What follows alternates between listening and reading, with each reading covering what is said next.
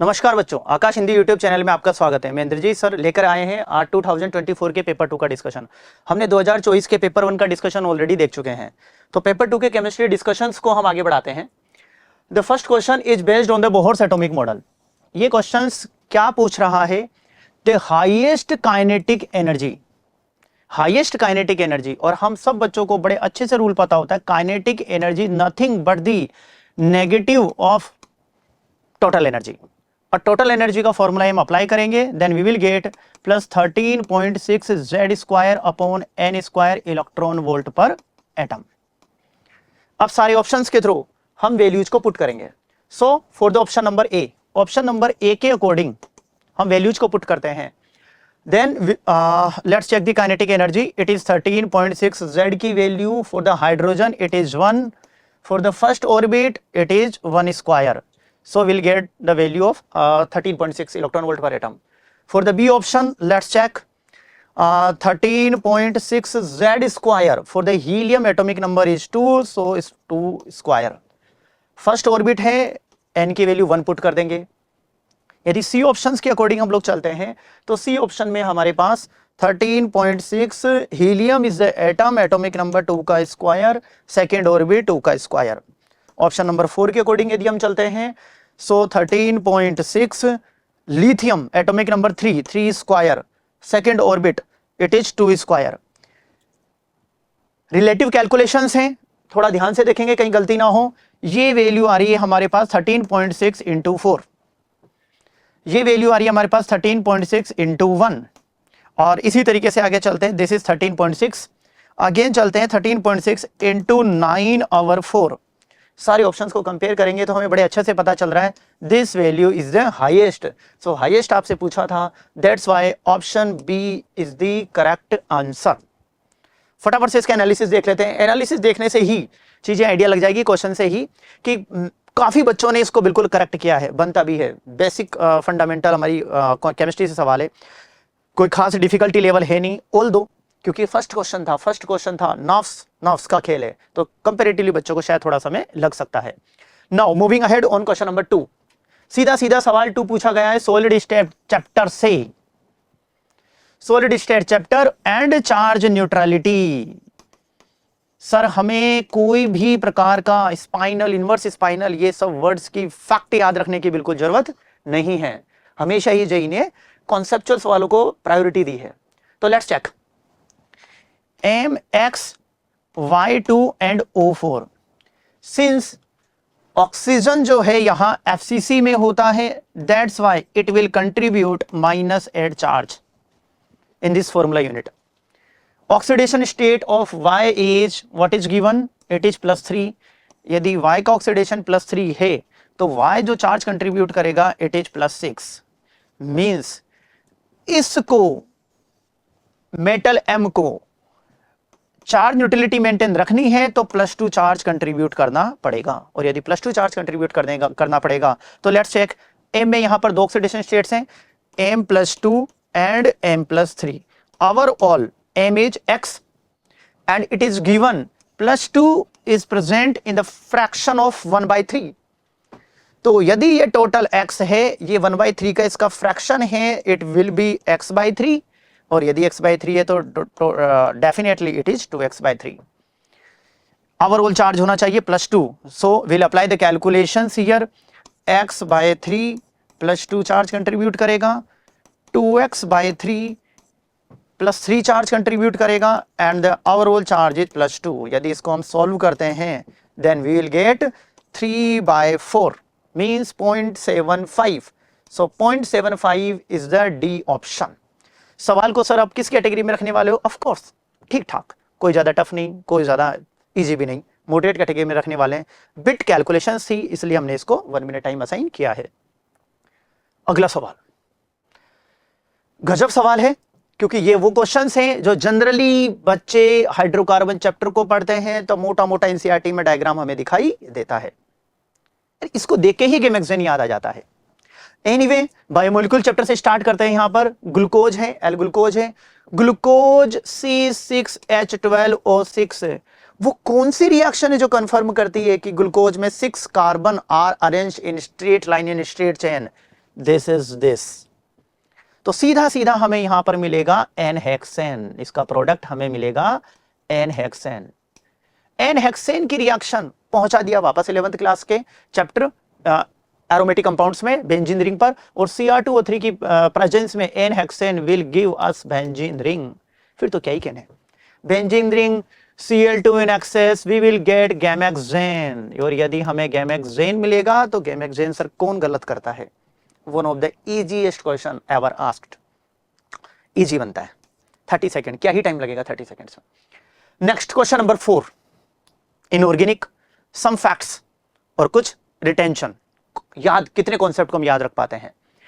Phosphorus pentachloride is being treated with fluorine. यदि phosphorus pentachloride की fluorine के साथ रिएक्शन करते हैं sir, and if solvent is polar 1, यदि सॉल्वेंट पोलर है, in that case we will get PCl4 plus ion and PCl4 and F2 minus ion, or we can get PCl4 plus ion and PF6 minus ion।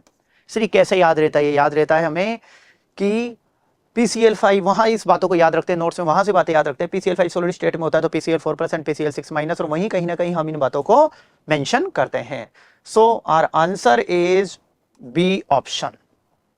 Fact था, हाँ ठीक ठाक category में इसको मैं रखूंगा, क्योंकि जनरली बच्चे इस इंफॉर्मेशन तक नहीं पहुंचते हैं। It is kind of some spotlight as we run in Aakash. Now next is question number 5th। 5th question है, इलेक्ट्रोकेमिस्ट्री दिखाई दे रही है, रेडॉक्स दिखाई दे रहा है, क्योंकि वर्ड बोल रहा है इलेक्ट्रिक एनर्जी, और इलेक्ट्रोकेमिकल याद आ रहा है, means hydrogen is treated with O2। Redox reaction कराते हैं दोनों की, क्या प्रोडक्ट मिलता है? दोनों को देख के इन्फेक्टर भी दिमाग में आता है। चलते हैं इसके सॉल्यूशन पे। Hydrogen with O2, okay, hydrogen now reacting with O2 undergo the redox process and we will get N2 and H2O। सीधा सीधा पता चल रहा है ऑक्सीडेशन स्टेट यहाँ -2 है सर, यहाँ 0 है, means oxidation is taking place here. यदि यहाँ ऑक्सीडेशन हो रहा है मींस ये प्रोसेस हो रहा है एनोड पर, एंड O2 से H2O बन रहा है, reduction process is taking out, और यह हुआ कैथोड पर और प्रोसेस हो रहा है हमारा रिडक्शन। यदि हम मोल्स ऑफ इलेक्ट्रॉन्स की बात करें तो -2 to 0, 2 एटम्स हैं तो 4 मोल ऑफ इलेक्ट्रॉन का यहाँ ट्रांसफर होता है। So let's check the options. Options में यदि हम बात करते हैं, hydrogen at anode forming N2, perfectly set, कोई दिक्कत ही नहीं है, 4 मोल ऑफ इलेक्ट्रॉन्स यहाँ पर रिलीज हो रहे थे। फर्दर यदि हम बात करते हैं हाइड्रोजन एट कैथोड, ना सर टोटली गलत, हाइड्रोजन तो एनोड पर था। कैथोड की बात करते हैं, कैथोड पर मोलिकुलर ऑक्सीजन O-H2 में कन्वर्ट होता है, बिल्कुल करेक्ट, कोई दिक्कत नहीं है। Oxides of nitrogen are major by no N2 ये नहीं है। So finally we find 2 options, जो हमने जो स्टडी करा है, जो बात करी A और C मैच करते हैं, तो करेक्ट आंसर इज एंड सी। यदि इसके एनालिसिस को देखते हैं, सवाल की नेचर से ही पता चल रहा था, काफी बच्चे इस क्वेश्चंस को स्किप करने वाले हैं, थोड़ा बल्कि सवाल लग रहा था, इस वजह से भी फर्दर मोर डिफिकल्ट कैटेगरी में इसको हमने रखा है, और ये डाटा कहीं ना कहीं इसको रिप्रेजेंट भी कर रहा है। क्वेश्चन नंबर 6 की तरफ आगे बढ़ते हैं। क्वेश्चन नंबर 6 को देख करके ही नजर आ जाता है, और ऑप्शंस को देख के सीधा सीधा पता चलता है, ऑर्गेनिक केमिस्ट्री रिडक्शन रिएक्शन, यानी कि सारे रिड्यूसिंग एजेंट्स जो हम पढ़ते हैं एक पेज पर लिख करके हमें याद करना चाहिए, और सबको इंप्लीमेंट यहां करवाया गया है। सो 1 by 1 हम सारे ऑप्शंस को चेक करेंगे। फर्स्ट ऑप्शन को यदि हम चेक करते हैं तो फर्स्ट ऑप्शन में Lindlar catalyst syn addition हो जाएगा सर, सिन एडिशन हो जाएगा, कोई दिक्कत नहीं है, यहां से सिन एडिशन हो जाएगा सर, कोई इश्यू नहीं है। Then SnCl2 with HCl, Stefan's ना रुक जाओ, स्टेफन्स में तो SnCl2 HCl that is followed by H2O, okay अभी रुक जाओ, हाँ बट उसका हाफ पार्ट तो है ही। सो Cn जो होगा वो SnCl2 HCl की वजह से कन्वर्ट हो जाएगा इमीन में, रिडक्शन हो जाएगा उसका इमीन में। Further NaBH4 what will do, ये कीटोनिक ग्रुप का एल्कोहल में ऑक्सीडेशन कर देगा। बिल्कुल बात सही है सर, अब तक तो मैच कर रहा है, बट NaBH4 साथ में इमीन का भी इमीन का भी ये अमाइन में रिडक्शन कर देगा।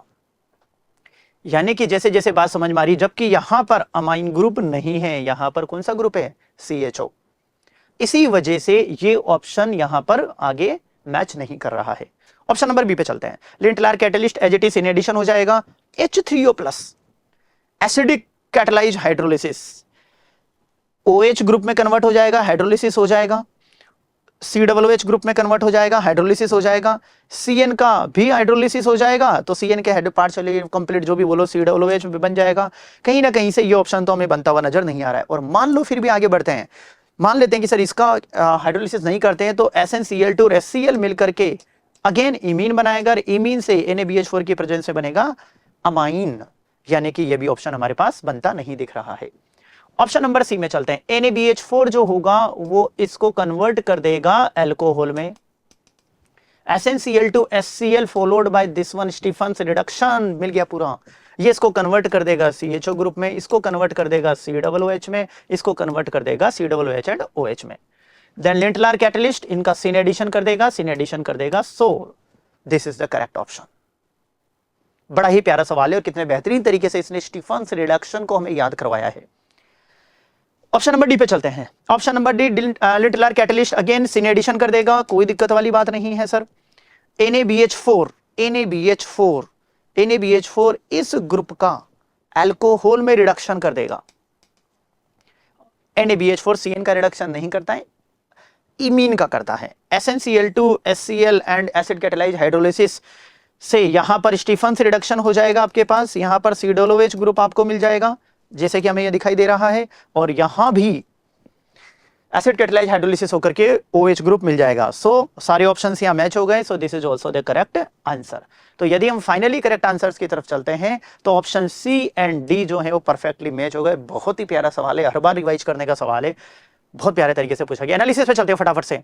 एनालिसिस देख के हमें पता चलता है कि कहीं ना कहीं ये मॉडरेट बन जाता है। मॉडरेट बनने की वजह केवल और केवल था Stephen's reduction and NaBH4, otherwise ये सवाल इजी कैटेगरी में जाने वाला था। Now question number 7, oxy acid, phosphorus और सल्फर के ऑक्सी एसिड, क्लोरीन के तो याद ही रह जाते हैं, नाइट्रोजन के भी कौन भूलता है, बट सल्फर एंड फॉस्फोरस के ऑक्सी एसिड के स्ट्रक्चर तो याद करने ही चाहिए। सबसे पहले ओलियम याद आ रहा है इसको देख करके, और इसका स्ट्रक्चर हम ड्रॉ कर लेते हैं। पायरोसल्फ्यूरिक एसिड भी है ये ओलियम के साथ साथ। 8 वाले का structure oh Marshall acid, sir Marshall acid, Marshall's Caro's को कौन भूलता है बच्चों, मार्शल एसिड हो गया ये आपके पास।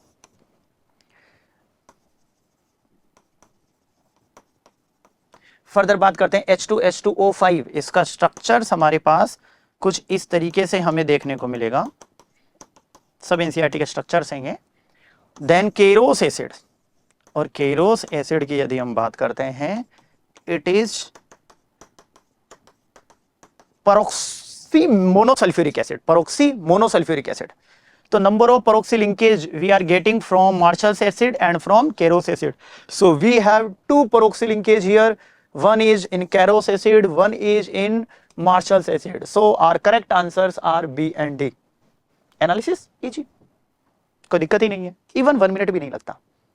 Then question number 8, most awaited, काफी इंपॉर्टेंट, जेईई मेन में तो कई बार इसको पूछा गया है। सरफेस केमिस्ट्री पे हम लोग चलते हैं। 1 ग्राम ऑफ चारकोल के ऊपर we are depositing monolayer that is of 0.5 molar acetic acid. Now जी कितना एसिटिक एसिड हमारे पास है, 100 ml 0.5 मोलर एसिटिक एसिड। यदि मिलीमोल्स में फटाफट देख लेते हैं, इट इज 50 मिलीमोल। एक इंटरेस्टिंग बात है, बट ये सारा एसिटिक एसिड, जैसे कि एक थोड़ा डायग्राम से देखते हैं हम लोग, 1 ग्राम charcoal and we are depositing layer of monolayer of acetic acid,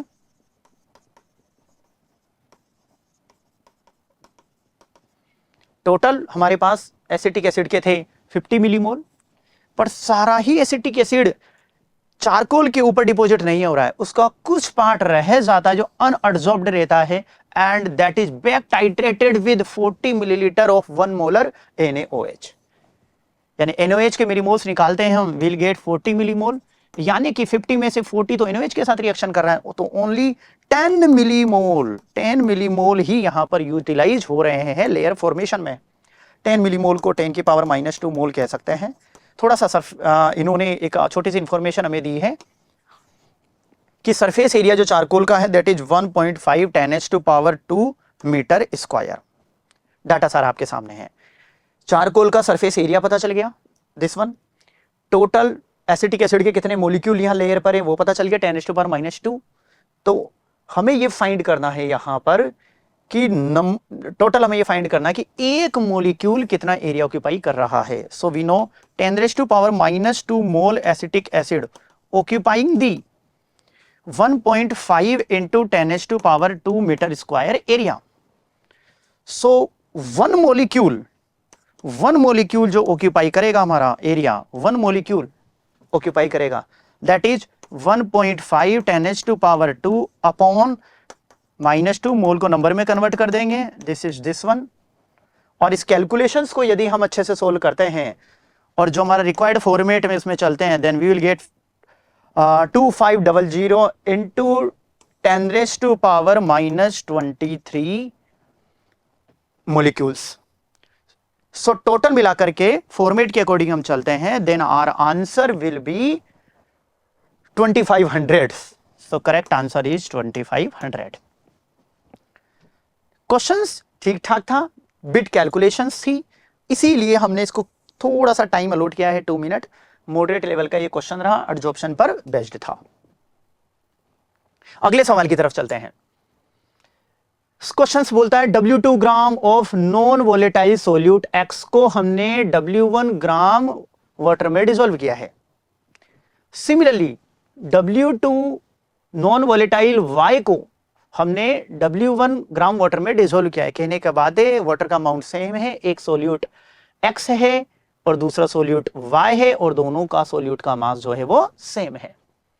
also some data are given कि मोलर मास का जो रेशो है दैट इज 80%, यानी कि m of x molar mass जो है वो y का 80% है, means it is 0.8 y molar mass of y। Similarly एक छोटा सा रिलेशन हमें वॉन्ट ऑफ फैक्टर से भी दिया गया है, वो रिलेशन ये रहा। तो सारा डाटा को एक बार रख लेते हैं और सीधा सीधा पता चलता है कि सवाल है elevation of boiling point delta TV. Solution and colligative chapter में हम एंटर हो गए और ये सारी इंफॉर्मेशन जो हमने बात करी वो हमारे सामने है। तो दोनों का डेल्टा टीवी फाइंड कर लेते हैं। For first case delta TB is equal to I van't Hoff factor of X के B and molality W2 gram molar mass से डिवाइड होगा because we need moles, molar mass of mx upon mass of solvent in kg, this is W1 upon 1000। ये हमने find किया है x का। Delta TB y का find कर लेते हैं। Van't Hoff factor is y, IY, KB must be same in both the cases since solvent is water. Moles of solute, इसको हमने W2 ग्राम बोला है, मोलर मास इसका My बोल देते हैं। मास of solvent in both the cases is same. दोनों के यदि हम रेशोज की बात करते हैं, दोनों वैल्यूज को यदि हम पुट करते हैं और रेशोज की बात करते हैं, delta TB of x, delta TB of y, यदि वैल्यूज को पुट करते हैं यहां पर want Hoff factor of x जो है वो पुट कर देते हैं हम 1.2 ऑफ IY और x के मोलर मास को रिप्लेस कर देते हैं हम y से और दोनों को डिवाइड करते हैं। In that case we will get here 3/2। काफी इजी कैलकुलेशन है, 1.2 अपॉन 0.8 को डिवाइड करेंगे तो so it is 1.5। But questions ने पूछा है इन परसेंटेज के टर्म्स में। तो परसेंटेज की टर्म्स में यदि हम फाइंड करते हैं then delta T B x is 1.5 times का मतलब हो गया हमारे पास 150% elevation in boiling point of y का होगा। So our correct answer is 150%। So class ये हमारा सारा सवाल हुआ। थोड़ी सी कैलकुलेशंस थी, बहुत ज्यादा भारी भी नहीं थी। सवाल की कैटेगरी इस तरीके से रखी है। इजी टाइप था, इजी टाइप इसलिए क्योंकि वो वेल नोन क्वेश्चन है। ये काफी बच्चों ने बिल्कुल करेक्ट किया है। हाँ, टाइम लगा है इसमें, कैलकुलेशन ठीक ठाक थी। तो नेक्स्ट क्वेश्चन की तरफ आगे बढ़ते हैं। Question number 10। Question number 10 is double strand DNA biomolecule chapter. Generally बच्चे डीएनए और आरएनए की जब बात आती है तो बायोमोलिक्यूल चैप्टर को थोड़ा सा स्किप कर देते हैं एंड पॉइंट पर, बट वहीं से ही जे एडवांस ने कहा है कि कुछ भी मत छोड़ना सिलेबस का। So we have a double strand DNA और इसके दो बेस पेयर होते हैं हमारे पास। एक एटी बेस पेयर है और एक हमारे पास ग्वानिडीन और साइटोसिन बेस पेयर है। सवाल को आगे बढ़ाते हैं। हम एक्चुअली करना क्या है कि एडेनिन थाइमिन के साथ, ग्वानिन साइटोसिन के साथ जो हाइड्रोजन बॉन्डिंग करता है उसको हमें ब्रेक करना है। तो सवाल के एनालिसिस पे चलते हैं। सबसे पहले हमें यह देखना पड़ेगा इस सवाल में कि ग्वानिडीन साइटोसिन के साथ जब हाइड्रोजन बॉन्डिंग करता है, जब जीसी बेस पेयर में हाइड्रोजन बॉन्डिंग जो होती है वो 3 होती है। So number of hydrogen bonding हो गई इसमें 3। Number of hydrogen bonding in guanidine cytosine base pair is 3। Similarly, number of hydrogen bonding in adenine and thymine is, एक मॉलिक्यूल के अंदर जब एक पेयर होगा, एक बेस पेयर होगा तो नंबर ऑफ हाइड्रोजन बॉन्डिंग हमें मिलेगी 2। अब देखते हैं सवाल को। ये डबल स्ट्रैंड है, ये उसका एक स्ट्रैंड हमें दिया गया है। दूसरे की बात करते हैं तो adenine A, eighty base pair, T A base pair, eighty A and this one. So we have total number of 7 80 base pair. तो कितने हाइड्रोजन बॉन्ड ब्रेक करने पड़ेंगे? 14। तो energy required to break 80 pair. तो सीधी सी बात है, टोटल नंबर ऑफ 7 पेयर थे। एक पेयर में 2 हाइड्रोजन बॉन्ड है और एक हाइड्रोजन बॉन्ड को ब्रेक करने के लिए हमें एनर्जी देनी पड़ती है 1 kilo calorie. So we need 14 kilo calorie to break all these hydrogen bond in adenine and thymine. Furthermore यदि आगे बात करते हैं तो टोटल मिलाकर के हमारे पास ग्वानिडीन, इधर लिख लेते हैं इसको, ग्वानिडीन साइटोसिन के साथ, साइटोसिन ग्वानिडीन के साथ, ग्वानिडीन cytosine, cytosine and guanidine. So we have 6 GC base pair, 6 GC base pair है हमारे पास और हर बेस पेयर में 3 हाइड्रोजन बॉन्ड है। तो नंबर ऑफ हाइड्रोजन बॉन्ड जो हमें ब्रेक करने पड़ेंगे दैट आर 18 और एक हाइड्रोजन बॉन्ड को ब्रेक करने के लिए एनर्जी चाहिए 1.5 किलो कैलोरी।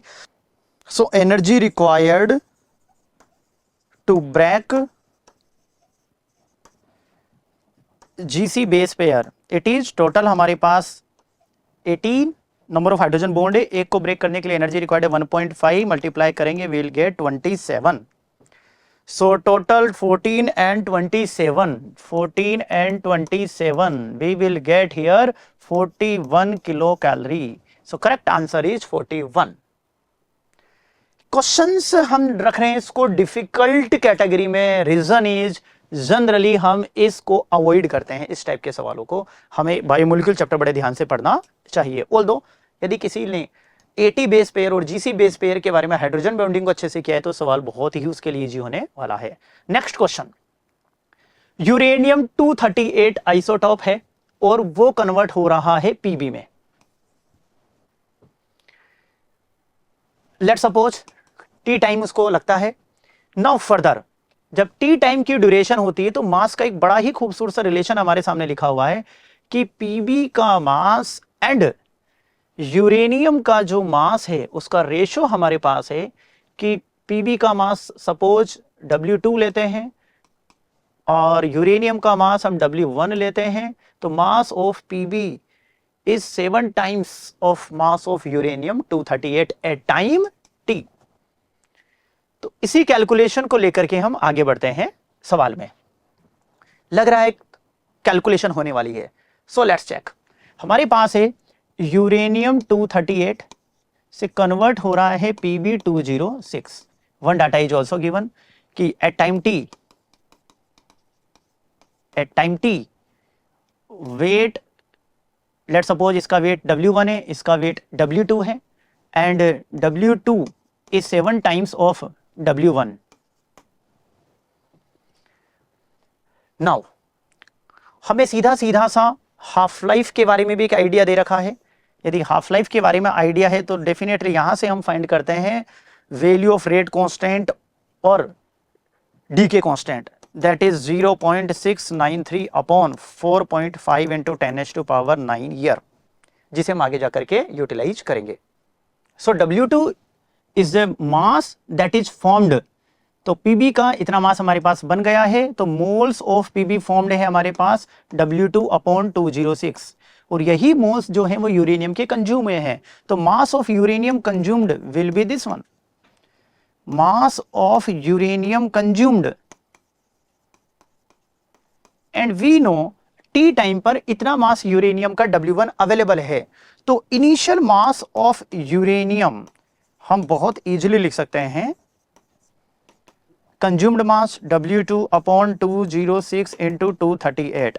आज जो मास अलाइव है, जिंदा है, दैट इज W1. ये यूरेनियम की इनिशियल कंसंट्रेशन, इनिशियल मास आ गया है.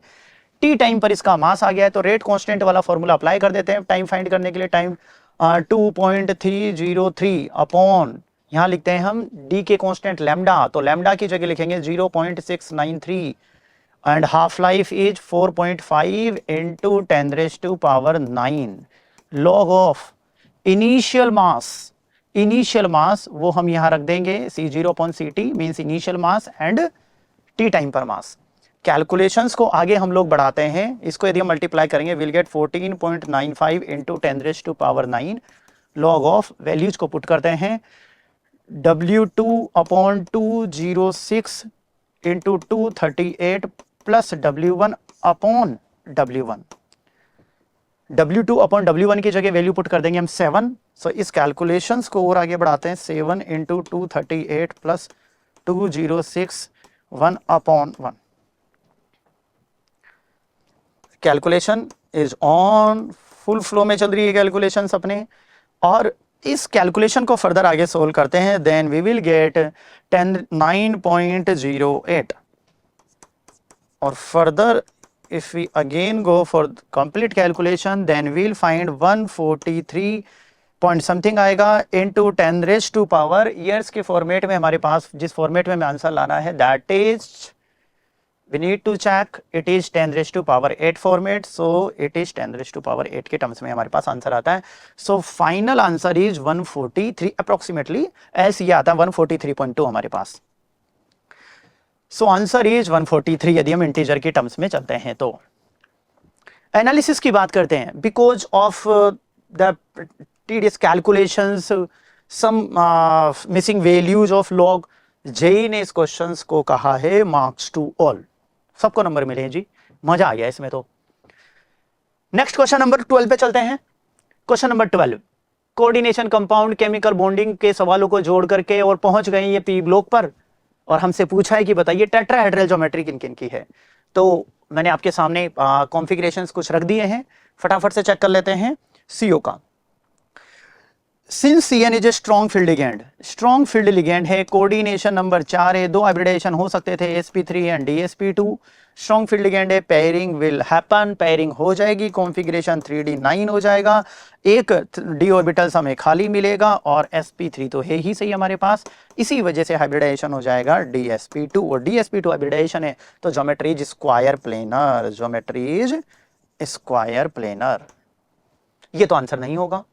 इस ऑप्शन पे चलते हैं. Don't forget NO oxidation state यहाँ +1 है, सो CO माइनस बनता है, और ये configuration because of the presence of strong field ligand the configuration will be 3d10, और 3d10 कॉन्फ़िगरेशन हो रहा है तो हाइब्रिडाइजेशन sp3 के अलावा कोई चांस ही नहीं बनता है. तो ज्योमेट्री इसकी होने वाली है टेट्राहेड्रल.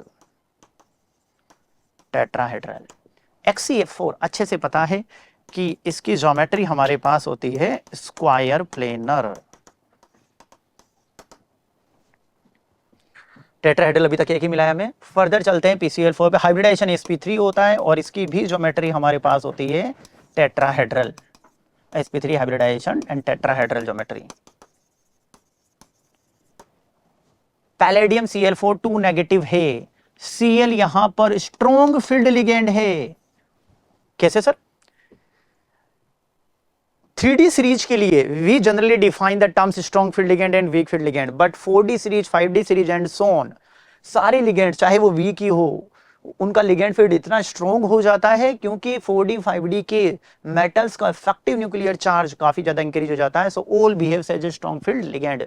इसीलिए यहां पर पेयरिंग हो जाएगी। पेयरिंग हो जाने से डी ऑर्बिटल्स हमें एक वैकेंट मिलेगा, हाइब्रिडाइजेशन बन जाएगा dsp2, geometry will be square planar.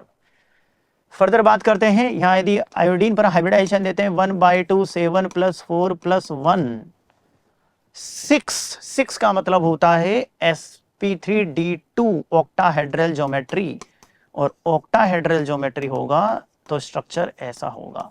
Tetrahedral तो नहीं है। फर्दर बात करते हैं इस कॉम्प्लेक्स की 3d10 कॉन्फ़िगरेशन ही, sp3 के अलावा कोई ऑप्शन नहीं है, तो ज्योमेट्री मिल गई हमें वापस टेट्राहेड्रल। p4 सर ये तो बनाया ही भगवान ने टेट्राहेड्रल है, क्योंकि इसकी तो ज्योमेट्री तक हमें याद रहती है tetrahedral. So number of tetrahedral हमारे पास 1 2, वापस चलते हैं 3 and 4। So number of species with tetrahedral void are 4, so 4 is the correct answer.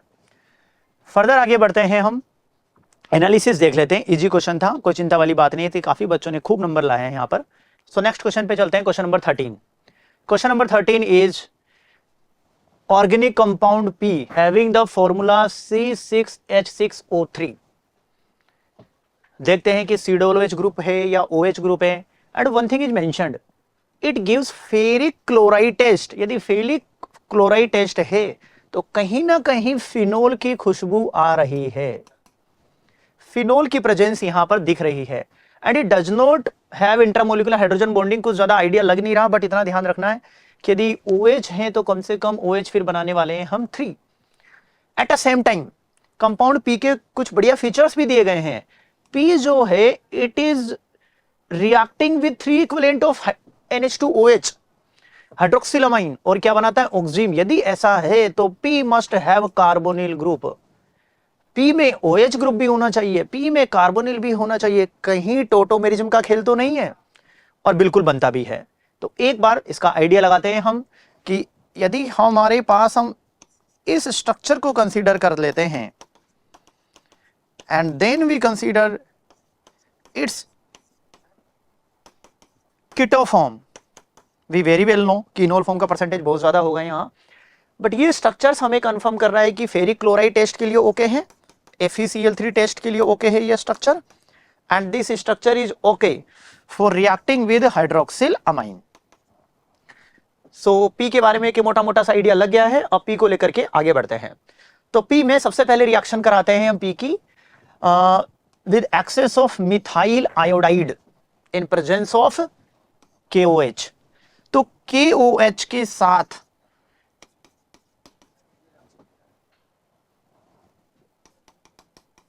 And excess of methyl iodide, presence of KOH, सीधा सीधा सा दिखाई दे रहा है सर यहां है एसिडिक हाइड्रोजन, प्रेजेंट है OH ग्रुप, यानी कि सिंपल एसिड बेस रिएक्शन होगी। Acidic hydrogen and OH minus will give you water, ये तो हट गया। यहां से हमें मिलेगा एक एनायनिक न्यूक्लियोफाइल, और वो एनायनिक न्यूक्लियोफाइल CH3I पर अटैक करेगा by following the mechanism SN2। ऐसा यदि होगा तो कहीं ना कहीं हमारे पास हमें कंपाउंड बनता नजर आ रहा है यहां पर CH3। फिर वापस एसिडिक हाइड्रोजन प्रेजेंट है, अल्कलाइन मीडियम है, एक्सेस में CH3I है, तो वापस यहां पर एनायनिक न्यूक्लियोफाइल बनेगा, SN1 मैकेनिज्म होगी, एंड 2 मिथाइल ग्रुप यहां कनेक्ट हो जाएंगे। सिमिलरली यदि हम बात करें तो यहां पर भी एक्टिव मिथाइलिन ग्रुप प्रेजेंट है, यहां भी एक्टिव मिथाइलिन ग्रुप प्रेजेंट है, तो अगेन SN1 मैकेनिज्म के थ्रू हमें ये प्रोडक्ट यहां मिल जाएगा।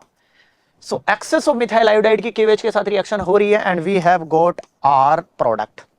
आर का तो पता चल गया, बड़ा खूबसूरत सा कंपाउंड बनाया आर। तो फिर आर की फर्दर रिएक्शन हो रही है Grignard, the great Grignard.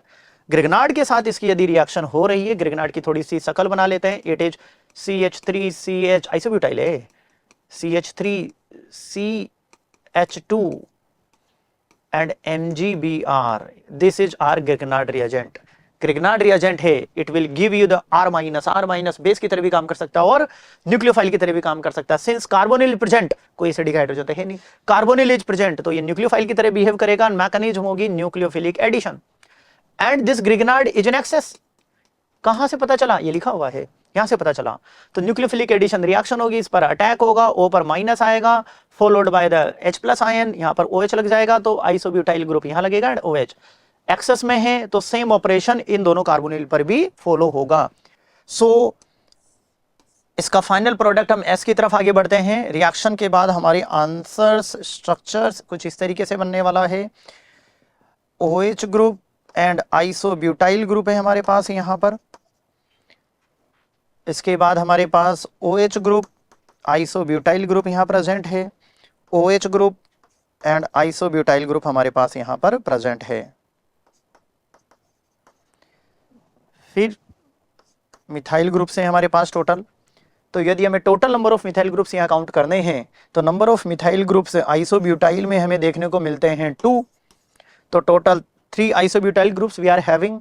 Total number of 1 2 3 4 5 and 6 already हैं और एक आइसोब्यूटाइल में 2 है, तो टोटल मिलाकर के हमारे पास आते हैं 2 2 2, इट इज 6 एंड ऑलरेडी 6, तो टोटल मिथाइल ग्रुप्स हमारे पास बनते हैं 12। So total number of methyl groups are 12. So answer for this question is 12. Sir tough था, हाँ थोड़ा है तो सही, बनता है, टाइम कंज्यूमिंग बनता है। अच्छे खासे बच्चों ने इसको करेक्ट भी किया है, बट रोंग भी खूब ने किया है। फर्दर आगे चलते हैं नेक्स्ट क्वेश्चन पर। क्वेश्चन नंबर 14, वापस ऑर्गेनिक केमिस्ट्री अपने विहंगम में फॉर्म में आ रही है। यहां पर organic compound P with molecular formula C9H18O2 decolourised bromine water, या तो फिनोल होगा या डबल बॉन्ड और ट्रिपल बॉन्ड होगा। तो डबल बॉन्ड ट्रिपल बॉन्ड हो सकता है या फिनोल हो सकता है, दोनों ही ब्रोमीन वाटर को डिक्लराइज करते हैं। आयोडोफॉर्म टेस्ट होगा तो कहीं एसीटोन जैसा ग्रुप तो नहीं है, या फिर कोई इस टाइप का अल्कोहल तो नहीं है, क्योंकि ये भी हमें पॉजिटिव आयोडोफॉर्म टेस्ट देता है। P on ozonolysis give compound Q, ozonolysis, इसका मतलब it definitely indicating presence of double bond.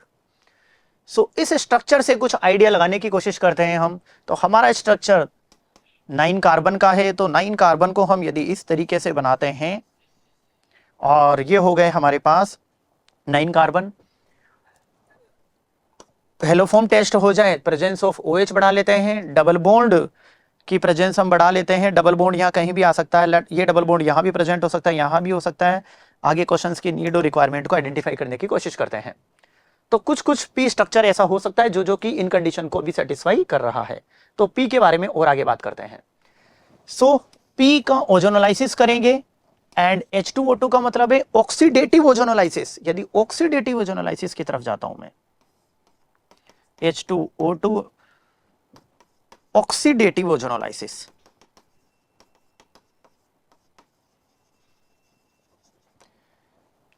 Oxidative ozonolysis यदि यहां से होगा, so we will get the COOH group here and COOH group here.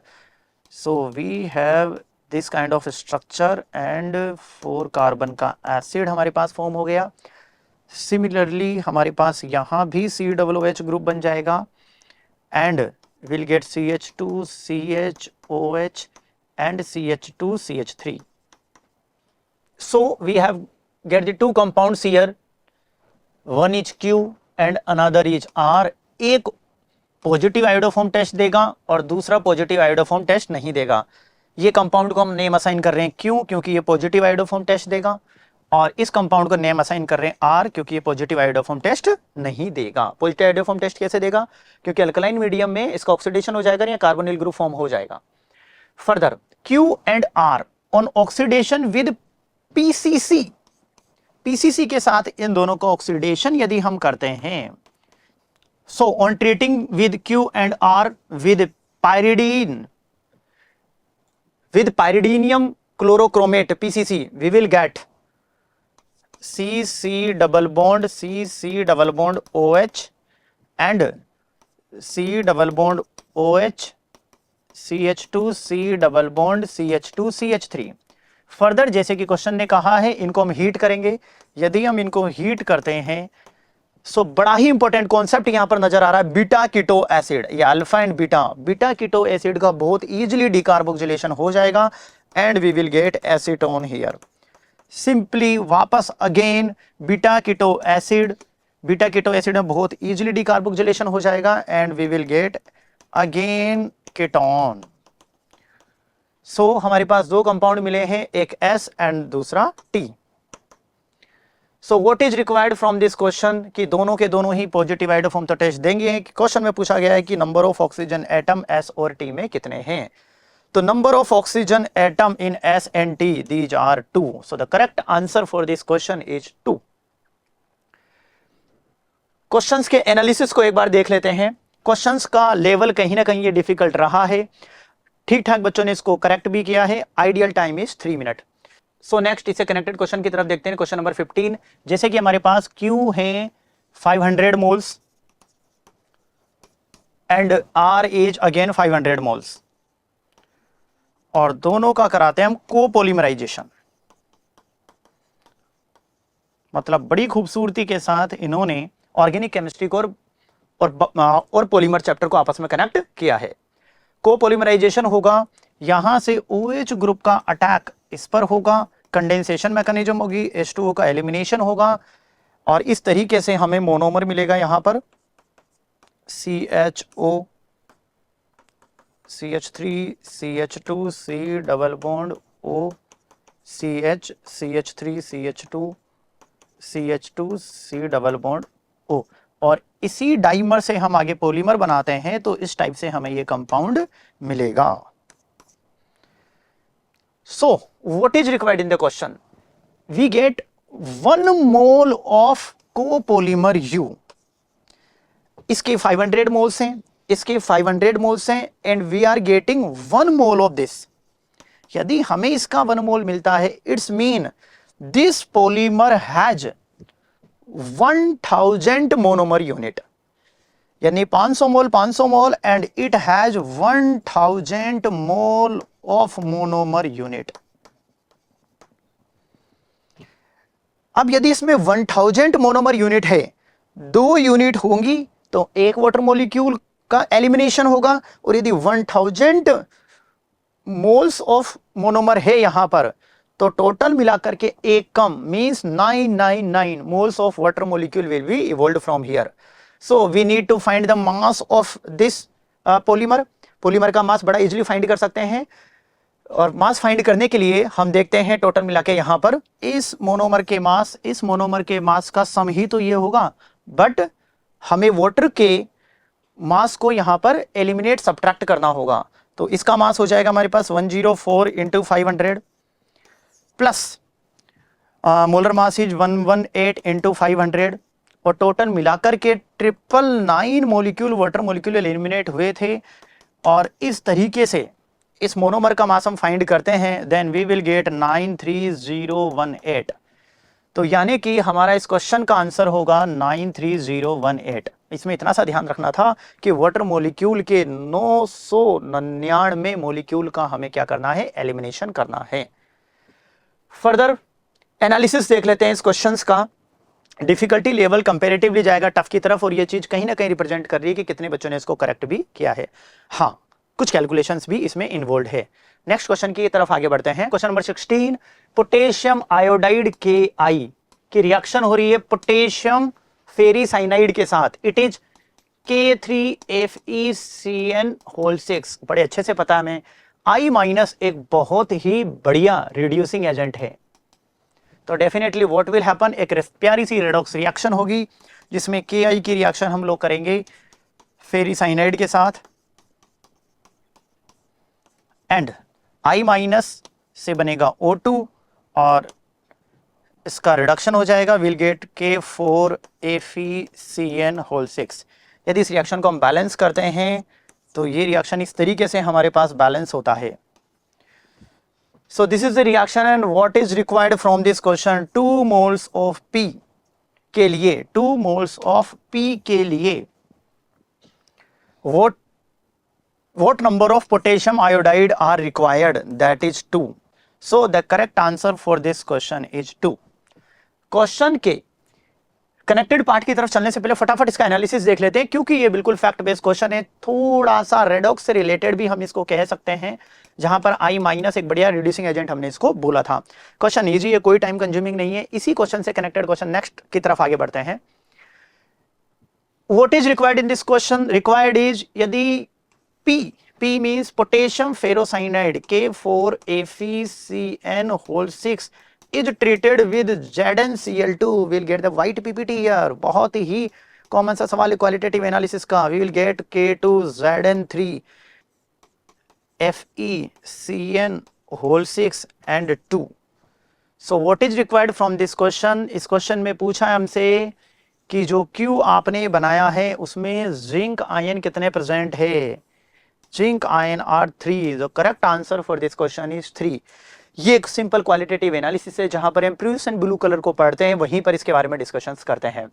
So we have discussed from question number 1 to question number 17। सारे questions में हमने लिखा है कि लेवल कैसा था। तो ओवरऑल लेवल को यदि चेक करते हैं तो कहीं ना कहीं हम ये पाते हैं कि मेजर जो नंबर ऑफ क्वेश्चंस थे they were related from the moderate and hard section. तो ठीक ठाक क्वेश्चंस का लेवल रहा है मॉडरेट ओवरऑल यदि चेक किया जाए तो। Thank you.